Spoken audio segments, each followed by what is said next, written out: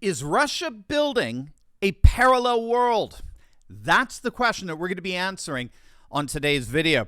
We're going to look at the latest going on in the crisis in Ukraine. We're going to see how attempts at canceling Russia are actually backfiring big time.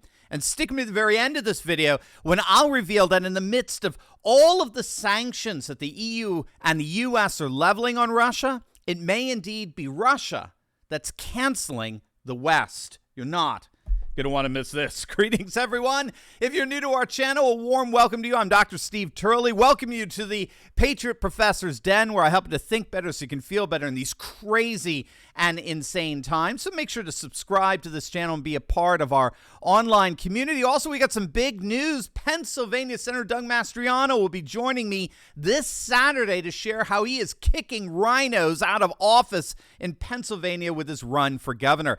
His proven rhino hunting strategies and fight for election integrity are sure to encourage you and get you excited about the upcoming red wave. I've upgraded my virtual event software to allow for 1,000 more people to join us at our rhino hunting boot camp on Saturday. So make sure to click on that link below or go to rhinohuntingbootcamp.com to learn more about how to get patriots in office in 2022. Tickets are discounted up to 90% off through Friday, so sign up right now at rhinohuntingbootcamp.com. Cannot wait to see you on Saturday.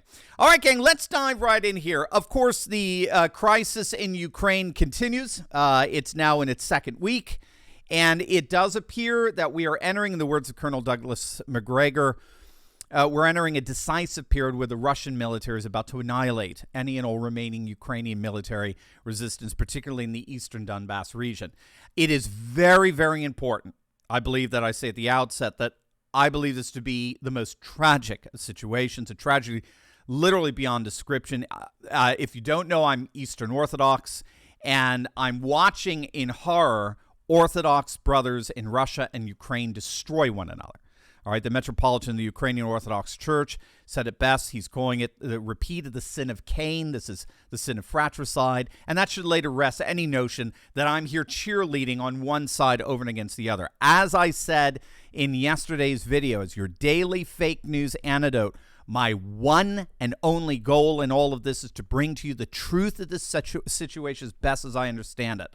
And I will say that I do believe that what passes as news today, not just in the mainstream media, but sadly in a lot of conservative outlets like Fox and Newsmax, is woefully inadequate in its understanding of what's really happening here, and all too often confuses their own personal sentiments and biases with the facts as they're playing out. And so, that said, it does appear that the Ukrainian resistance, however valiant and justified and inspiring it may be, is indeed in the process of being decisively defeated. As we talked about in yesterday's video, Russian troops formations that you can see here in the red, they have surrounded what's called the Donbass region to the east, which contains upwards of about 60,000 Ukrainian troops.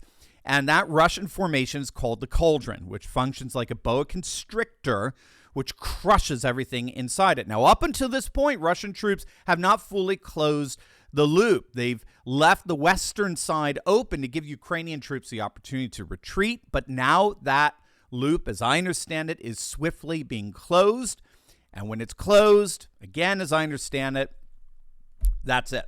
Okay, it's over.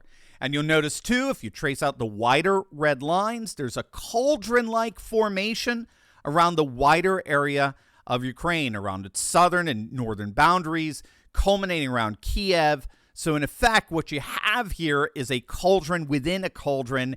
And again, according to Colonel Macgregor's analysis and a number of other military analysts, that is effectively checkmate. Militaristically speaking, how this ends is basically a foregone conclusion at this point. So that's where we are on the battlefield, again, as best as I understand it.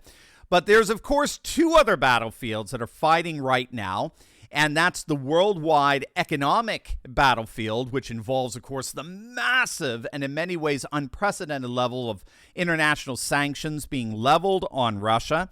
And increasingly, we're seeing the emergence of what we might call a cultural battlefield as well, led by the Western media, which may actually end up being the single most consequential battle of them all, which I hope to develop for you here in this video in due course. So you can think about this as a battle on three fronts. We're seeing a military battle, we're seeing a money battle, and we're seeing a media battle, okay? So we've got military, money, and media going on here. And what I want to argue for you here is that I think all three of these battles are having the effect of consolidating into the emergence, the rise of a very new Russia, and as a consequence, a very new world. I believe what we're seeing here is the remaking of Russia into what we might call the very first post-globalist civilization state. Now, this is something that scholars have been predicting for some time now as an alternative to the neoliberal world order, and it does appear that the Ukraine crisis is indeed the catalyst for the realization of those predictions. So let's begin with the obvious. What on earth do I mean by a civilization state? In a nutshell, a civilization state is a political and economic system organized around a comprehensive culture that often encompasses a wide geographical sphere.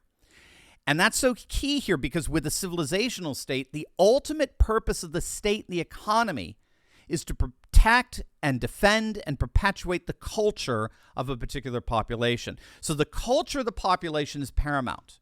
And the politics and the economics of the population serve to further the culture. And as such, the civilization state is in point of fact the exact opposite or the inversion of neoliberal globalism.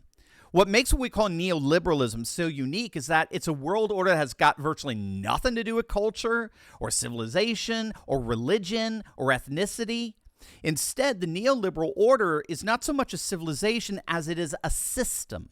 It's a global system made up of what's called a rules-based order, which involves checks and balances in government, corporate-based capitalism, and the notion of human rights, which involves seeing humans as members of this system rather than being part of their own unique cultures, customs, and traditions. And this rule-based order has been increasingly imposed on all the various nations of the world. Now, you might think, okay, well, what's wrong with that? Well, the problem is the rest of the non-Western world is increasingly seeing it, is that this rules-based system is a Western product. It's the peculiar creation of Western civilization. And so it's no coincidence that whenever this rules-based system needs to be definitively interpreted and enforced on the international stage, it's always Western powers that arrogate to themselves the sole prerogative to do just that.